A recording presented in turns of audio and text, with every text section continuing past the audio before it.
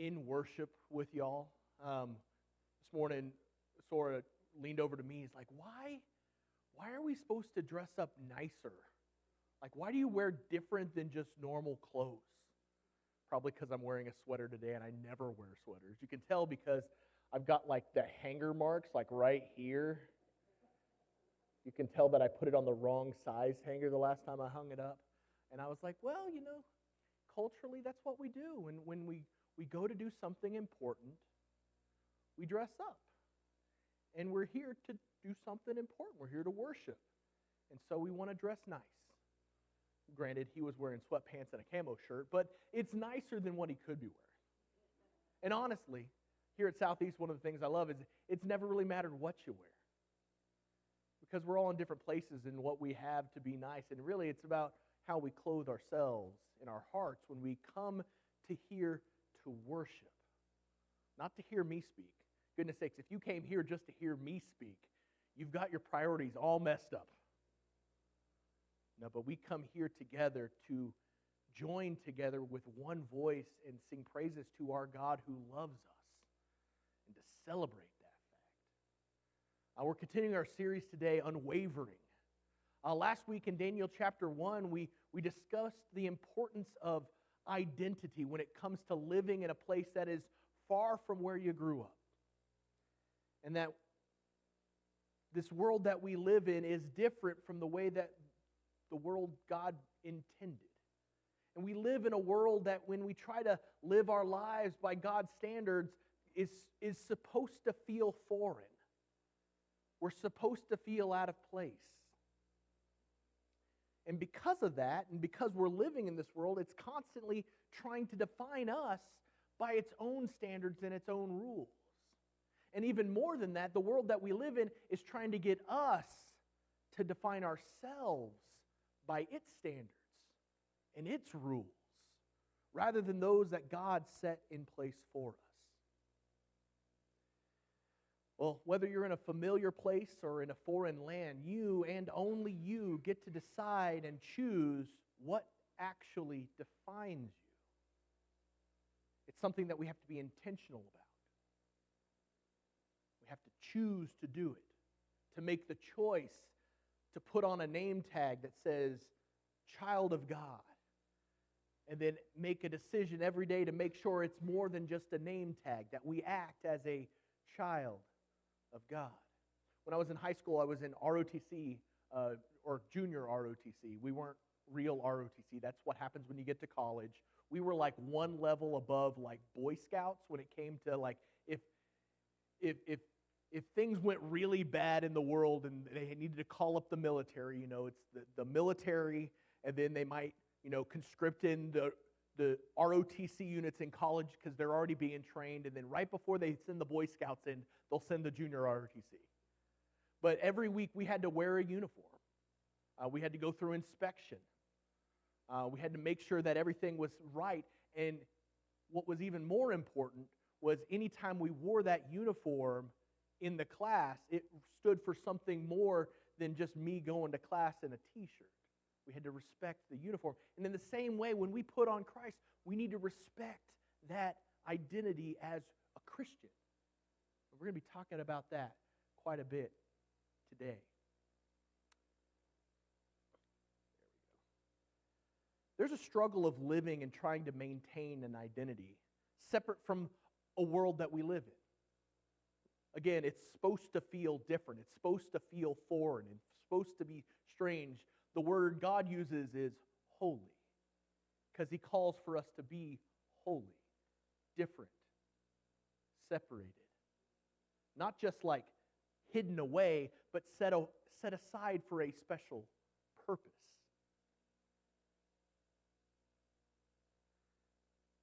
There are countless examples of feeling different and feeling like you're in a foreign world that we can find throughout the Bible.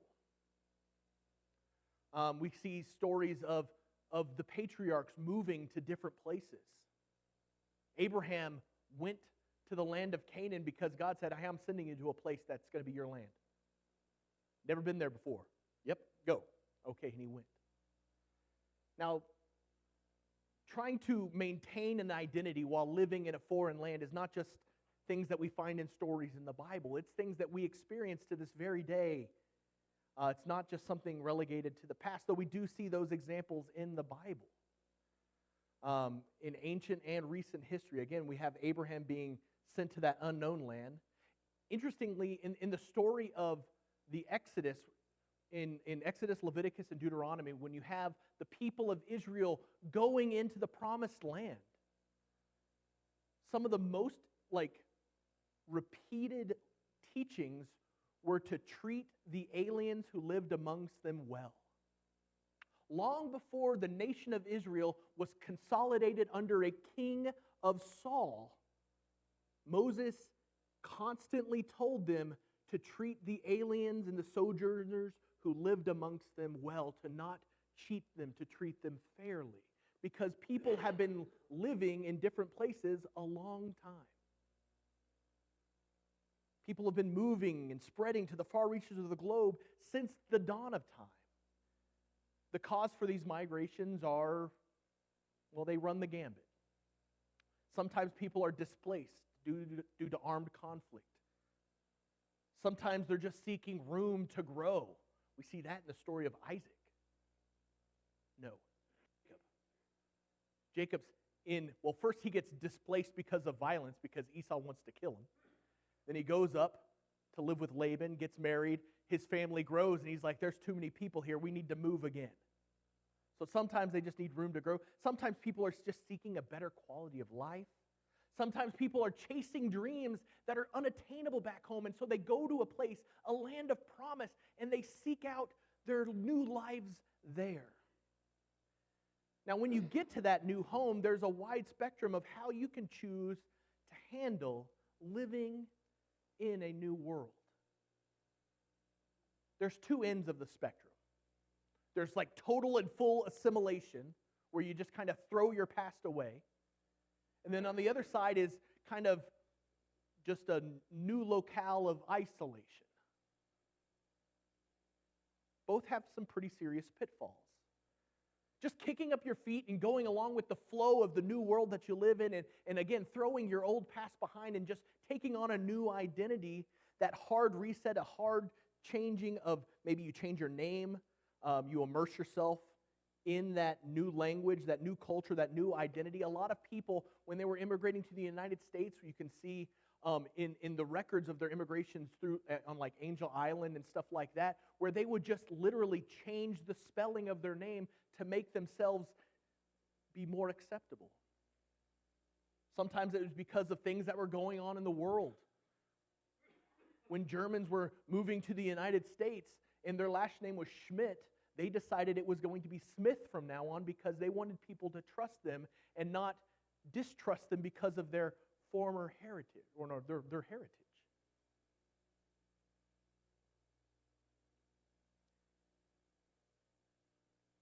They build new connections at the expense of becoming disconnected with who they were, their family, and that heritage. One of the most important and basic aspects of heritage is that native language, your native tongue. And studies have shown that in many cases, by the third generation of living in a new country, that native language is all but extinct in the family.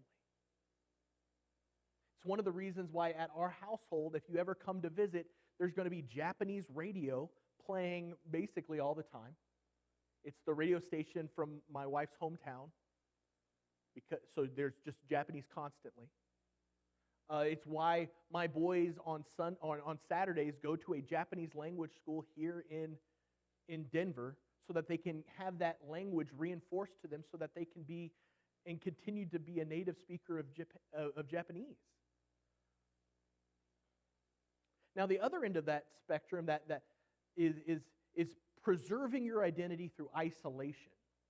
And throughout history, you're going to see this being played out in different ways. Groups of people from the same country or sharing a cultural or religious heritage will carve out a spot in their new country and call it New Old Country. Chinatown. You'll have Jewish enclaves like you can find in New York City. Now, sometimes they're forced to live in those places because people who lived in the new places don't trust them, so they give them the worst areas of the country to live in. You have some of the horrible ghettos that were in parts of Europe during some of the immigration of Jewish people trying to get out of Germany, and otherwise they got forced into these places. Or maybe even in Germany, they got forced to live in these isolated little communities so that they were easier to control. But sometimes people self-isolate because it is comfortable to surround yourself with just people who are like you. But isolating yourself can make it difficult to build meaningful relationships with the natives in that new home. By isolating ourselves, it can fuel xenophobic hatred and distrust from the locals because it's really hard to get to know you if they can never get to know you. And that is a problem on both sides of that relationship. It's not just one side or the other. Both sides need to work together to communicate and to build relationships. Now, I'm a son of an immigrant. My dad and his family immigrated into the United States in the 70s. My dad was 18 at the time whenever he came over with his family. On the right, stage right, audience left. That's the burger shop they bought whenever they moved to Choctaw, Oklahoma. A little burger joint that the only German food that they sold there was schnitzels. And then that was there for 30 years. And we built a really nice restaurant out of it before we had to close it down. On the left, you'll see all of the brothers and sisters that ended up moving here with my Oma and Opa when they immigrated here back in the 70s. Now, if I were to place my family on that spectrum that we pointed to a second ago, it would be somewhere in the middle. Because they did try to, they brought their culture in this restaurant, and then we started an Oktoberfest in Oklahoma that was running even long after the restaurant closed. They only spoke German to each other, but they joined the community. They made this restaurant. They joined community events like different kind of like Rotary clubs and stuff like that. But of all of the grandchildren, guess how many can fluently speak German? 0. Now, I know a little bit. I know enough to get into trouble. I know enough that whenever we visited Germany when I was like in 2010, I could stumble through. But that language is gone because it was given up for the sake of fitting in. My family, as soon as they were able, became American citizens and naturalized, and they fly the flag higher than most people. And I'm like, settle down, guys. I was born here. I understand, but come on.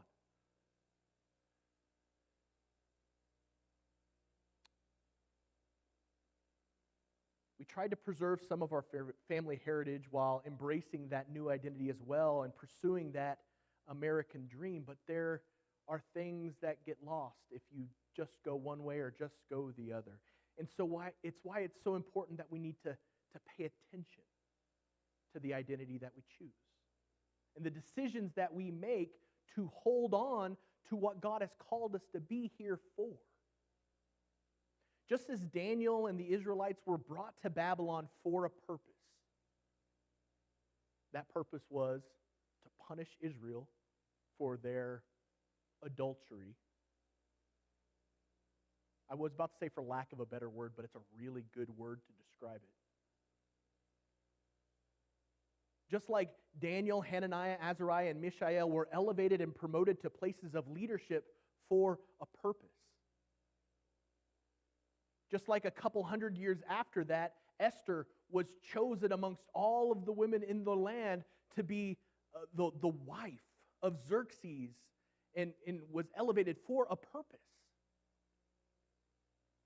We too are living in a foreign land for a purpose. To borrow some illustrations from Paul, though the body has many different parts with many different strengths and weaknesses and abilities, it's all in service of the head. We have a shared calling of being an ambassador for God, which means that we are living in a foreign land, not just as a vacation, because it's got some nice views and a fun nightlife. But we're here to build relationship and to help reconcile the world.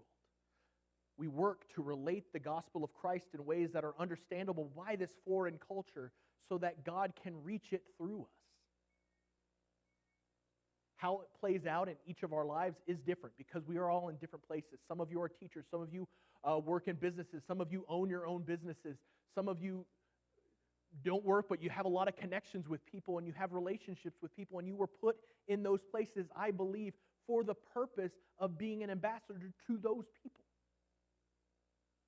So we must be vigilant. Not just hope that maybe conversations come up, but seek out opportunities that God places before us by bringing them up, and then faithfully doing the best we can to represent that name tag of Christ in that moment. Today we're looking at the second chapter of Daniel. In it is the story of Nebuchadnezzar, and he had a dream. He had a dream that vexed him because he couldn't quite understand what it meant. And he wanted his wise men, the people that he paid, he supported, he provided for, to give him an answer for this dream, but he didn't trust them. It's fun in the book of Daniel, this station of wise man. They are advisors, they're magicians, they've got a lot of different names. They wear a lot of different hats, satraps, governors. But he wanted them to not just tell him what the dream meant, but he made it harder. Because he asked them to do something impossible. He wanted them to first tell them what the dream was, and then tell them what it meant. And the magicians were scared because they're like, we can't do that. I don't know how to do that. You're asking for something impossible. You're asking for something impossible, Nebuchadnezzar. They said, that's only the gods can do that. We're just here, so just tell us the dream, and then we'll be happy to interpret it for you. But he didn't trust them. He figured that they were just wasting time, that they were just going to make something up. And so, is there a nice way to say tyrannical despot? As someone with absolute power does, they made an absolute decision. And Nebuchadnezzar says, well, if you can't do it, then you're going to die. And he orders that all of the magicians, all of the wise men be rounded up and killed because they couldn't do this impossible task.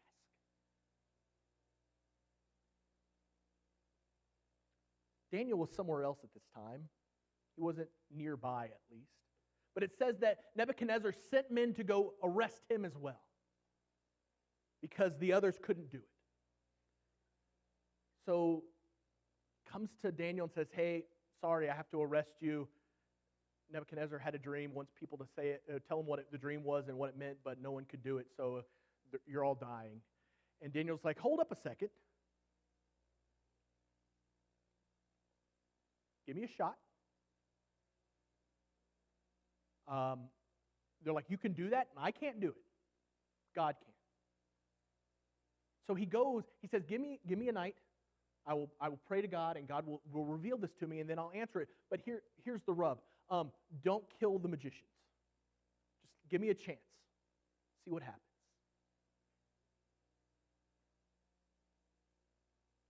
So he calls his buddies in. It's the only other time that he refers to them as Hananiah, Azariah, and Mishael in this private moment together, where they together pray to God that he will reveal to them this dream and help answer this question for this king, to point him in the right direction.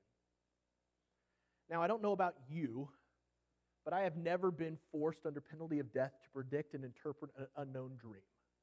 I might have forgotten, but I don't think that situation ever rose up. It was just not an opportunity that was set before me. It's a pretty unique situation that Daniel found himself in. Even Joseph, like the Pharaoh told him the dream. But here he had to figure out what the dream even was. It's easy to interpret a dream when someone tells you what it is because we can use our own logic, our own understanding, and make up something that sounds plausible. But to predict what the dream was, well, as the magician said, only gods can do that.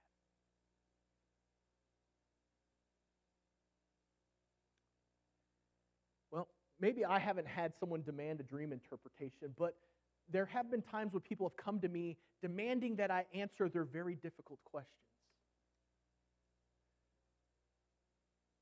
Questions that they don't have answers for. And because I am a person that, as this guy I used to work with, he called me a Jesus talker because he knew I was going to church to be a minister. He's like, "You're one of those Jesus talkers, right?" Yes. I'm going to put that on a business card. Sometimes people come to me with very difficult questions, demanding that I answer for God, for how God could allow this to happen, where I had to be a voice of what Christians believe, which is kind of a daunting thing. And I don't think I'm alone in that. I think each and every one of us, in some instance, in some form, have played that role before. Back in college, I met a dude named Ben Ehrlich. We had a few different classes together in business school. We were friendly with each other. We'd never really hung out, though. But we saw each other quite a bit. And that was until we took this one specific business law class. We had a professor who had a little bit of a reputation. He was incredibly charismatic and engaging. He was a lot of fun to listen to. But he was a bit of a maverick. As tenured professors are wont to do, he did things his way, which meant as part of this business law class, we did very little parts of business law and talked about a lot of different other things, and then he would equate it back to like ethics of business law. Now, I can't remember how it came to be, but at some point in the class discussion, ethics and religion came up, and Ben and I were part of a group that was singled out to give the Christian perspective in this class. Now, this is a state school in Oklahoma, granted, but it wasn't like every single person said, "I'm a Christian." But somehow it came to be. I don't remember what the question was. It's not really that important. But from that point on, whenever those kind of questions came up, our professor would then look, towards the people that he had already knew to then say something. I learned later from a mentor of mine who had went to school with him that he had gone through some stuff that had caused him to lose his faith, and that was probably part of the the catalyst of why he would have these kind of confrontational, not angry, not forceful, but definitely confrontational questions for Christians in his class. I remember the urge to cocoon up when those situations came. But I found some confidence knowing that I had an ally in the room. And so we started sitting next to each other. We started getting to know each other a little bit. We became friends after that. And we took another class from the same professor. And a couple weeks into that class, Ben looked at me and he goes, "My goal by the end of this year is to convert that man." And I did that. I laughed. And I said, "Well, I don't know if that's possible, but I'm here with you to help any way I can." I was satisfied in the moment just to find an enclave in that difficult place. A place that I knew that I could sit and I could be protected somewhat just by knowing I had an ally nearby. But Ben was different. He saw an opportunity and he didn't shy away from it. I wish I could say that we were the catalyst for a paradigm shift in that professor. I don't know. It's, like I said, probably unlikely. But I do know that we approached each class with the intention of, in that class, I am going to reflect Christ today here. Because I know I'm being watched. And I know my words are being judged. And I know that Ben and I prayed for him, and we trust that God would take care of the rest. In Daniel 2, 19 through 23, God reveals the dream to Daniel. And he knows immediately, having it revealed, he knows what the interpretation of it is, and he knows that it's correct. Because, as the magicians mentioned earlier, it was impossible to all but to the gods, and Daniel knew that he had God on his side. So he immediately praises God for this revelation, acknowledges that the wisdom wasn't from himself, but came from God, and then he goes to present it to Nebuchadnezzar.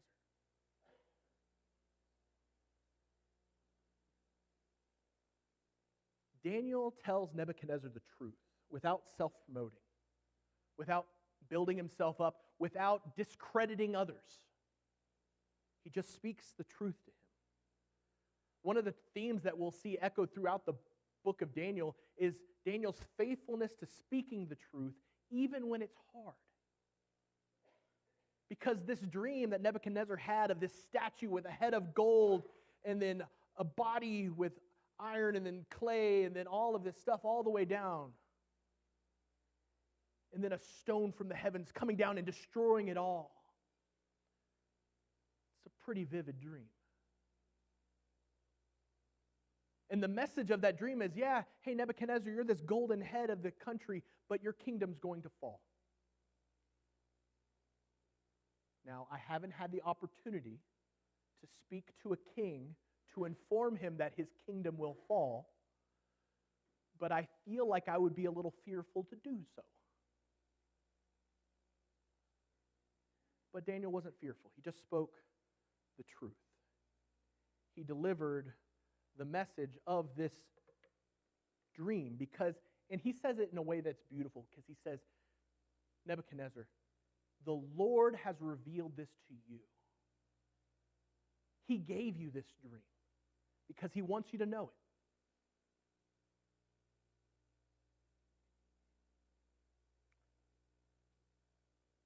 He does this same kind of thing, interpreting difficult dreams in chapter 4 and chapter 5 as well, with some differing results.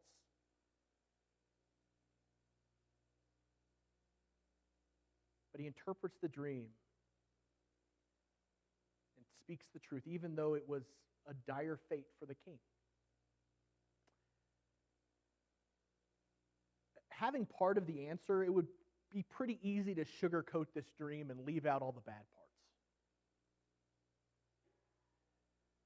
But Daniel knows that living in service of God means faithfully standing in service of God, even if that means opposition to this earthly king. Thankfully, Nebuchadnezzar is impressed that he was able to predict the dream and that the dream interpretation made sense. And so he elevates Daniel again, lavishing with praise. It actually says that Nebuchadnezzar prostrates himself before Daniel, saying, truly, your God is the true God.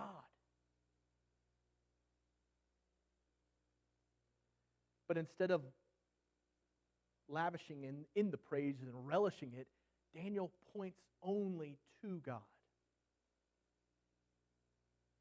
There's another interesting circumstance that Daniel has here now. Now, he has all of the other magicians' fates in his hands. He has just proven that he is able to do what no one else can do because they are untrustworthy and should not be trusted.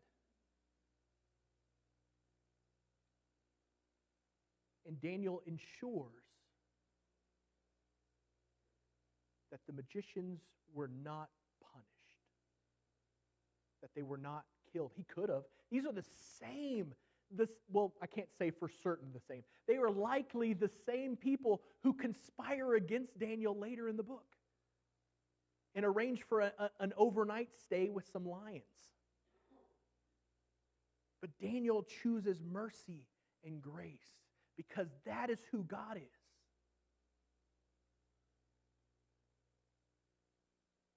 So how does this apply to us today?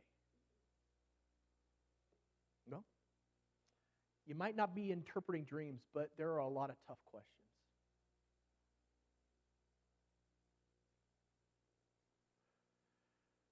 Questions that, as Christians, we believe God holds the answers to. That those answers are rooted in the faith that we have in Jesus Christ our Lord. But there's a lot of other voices in the world that are trying to give their own answers to those hard questions. Some of them from similar faith traditions like our own. They're Christians, but maybe they're from different places. They have different cultural heritage that are connected with that, and there are different interpretations of things. Some of them have completely different religious heritages than our own, that have different values, that are trying to point people to a different source of those answers. So how do we respond when the world demands answers from us, God's ambassadors? Questions like, how can God allow evil and suffering in the world? Questions like, how can God forgive that person for all that they did? Thoughts like, well, aren't God's standards kind of out of date or out of touch with the world that we live in today? Or maybe, how can I believe in God who would allow this person who claims to be a Christian but is obviously continues sinning? Like, I can't follow in that. This person claims to be Jesus, but then spouts hate. How can God be okay with me suffering through X, Y, or Z? What do we do when we get those impossible questions? Do we shrink back in fear? Do we just try to come up with an answer that makes sense? Or do we boldly point to God? For a lot of those situations, I think that we prefer to hide in an enclave rather than step out to try to usher people to the answer. Sometimes we're afraid of just not knowing what the right words are to say. Fearful that we don't have the right answers. And we forget that we are not the source of those answers, nor were we ever meant to be. God holds the answers. That's what Daniel is showing here in Daniel chapter 2. He says he was faced with an impossible question. And he trusted in God to point the way. When I was back in college, I spent a number of years helping people study English, practice English with Let's Start Talking. Short-term ministry, 6 weeks each summer. One of the things, or there are two big things that they harped on for this particular ministry. Two main tenets. One, you are not the teacher. Scripture is the teacher. You're just here to help introduce people to the teacher and then help facilitate conversation about what the teacher says. You don't have to have all the right answers because we're just going to be reading from the book of Luke and talking about what's being said there. Let the gospel be the teacher. And secondly, you're living in a fishbowl. You're living in a fishbowl because you are in a place, now it was different for every different group of Let's Start Talking group, but you're likely living or working in a place, ministering to a place that doesn't have a lot of connections with Christians. You, in this moment, represent Jesus to this community. Respect that. People are watching you. People are listening to the words that you say. They are recognizing whether or not you are showing mercy and grace or you are spouting anger and hate. This holds true to our lives every day, not just living or doing ministry or mission work in a foreign nation. This is every single day that we live in this foreign nation of the world. People are watching you. People are listening to what you say. Does it look like Jesus? Does it sound like Jesus? Or does it sound like something less? While we are here on this world, we are His ambassadors, and we must be aware that people are always watching, always listening, always observing, and making decisions about who they believe Jesus to be based on who they see being played out in our lives. As ambassadors, we are always on the clock. What we do, what we say, how we act is a reflection of how people come to know who our God is. 1 Peter chapter 3, 15 through 16, it says, "But in your hearts revere Christ as Lord. Always be prepared to give an answer to everyone who asks you, to give the reason for the hope that you have. But do this with gentleness and respect, keeping a clear conscience, so that those who speak maliciously against your behavior in Christ be ashamed of their slander." We are called to be able to give an answer with gentleness and respect. Not to tear down, denigrate, discredit those who might be vying for that same answered question, but simply to illuminate and guide, to help point people to the one who has the answers. We are here in this world for a purpose. It's not to hunker down and hide in a spiritual bomb shelter until the end comes. It's not to just hide so we can stay safe and survive.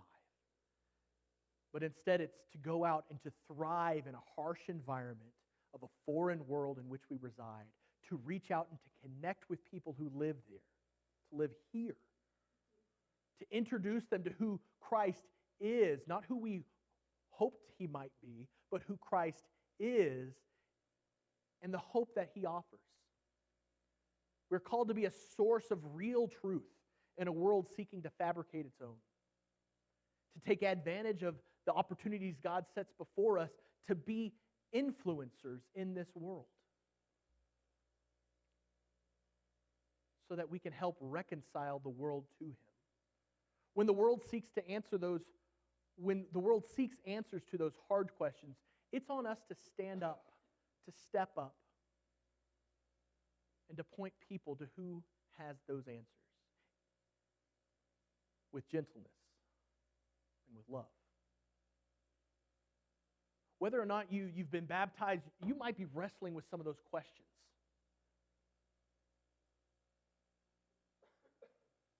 Speaking to someone recently about baptism and how being baptized does not inoculate you from sin. It does not embody you with all of the actual answers all the time. I wish it was that way. It'd be so great if this was like a star in Mario that just made you immune and immortal and nothing could harm you and you had all of the right answers all the time. But that's not what it is. This is just one step in an infinite number of steps as we strive forward to the perfection that Christ set before us.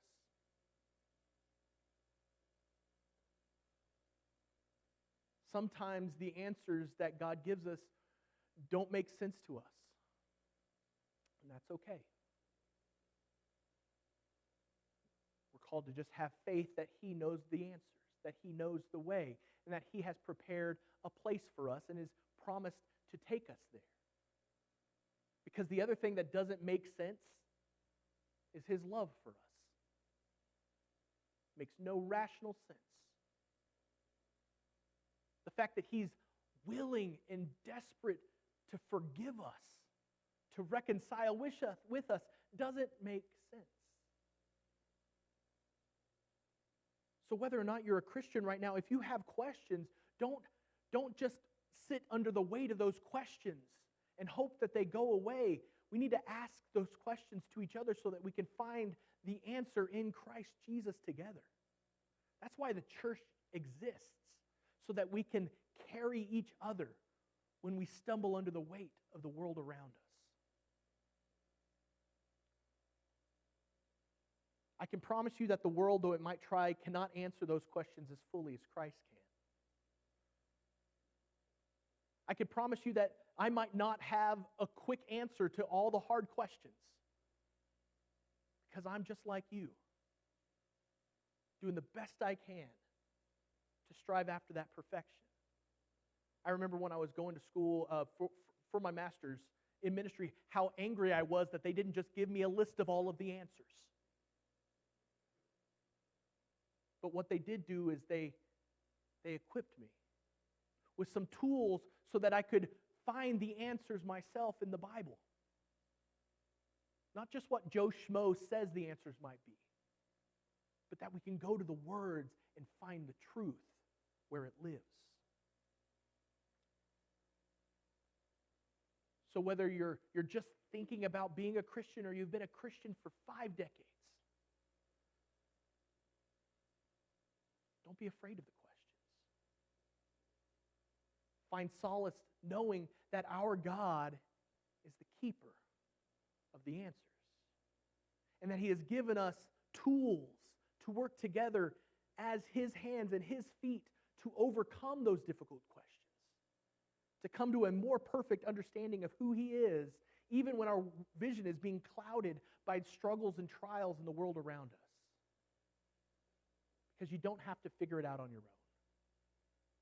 You don't just have to estimate and hope for the best. We have the answers. So if you need help finding them, come talk to me today. Let's pray. Heavenly Father, God, we thank You for the example that we have of Daniel, who even put in a impossible situation was able to show who You were to someone who likely had no desire to care about who You were. Lord, help us to also stand up in our faith as we live in this world. When people come to us with difficult questions of suffering, questions of hypocrisy, questions of the validity of Your way. And let us stand for the truth. Let us seek out ways that we can ferry Your gospel to a people that don't know You, that can't understand You, and illustrate it in a way that they can. Help us to mirror Your love and Your grace and Your mercy in all that we do. So that when people see us, when people hear us, they see You and they hear You. It's in Your name we pray. Amen.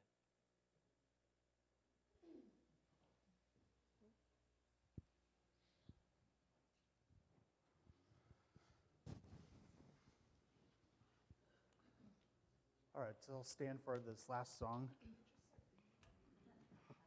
You can sit if you'd like. It's number 869, We're Marching to Zion.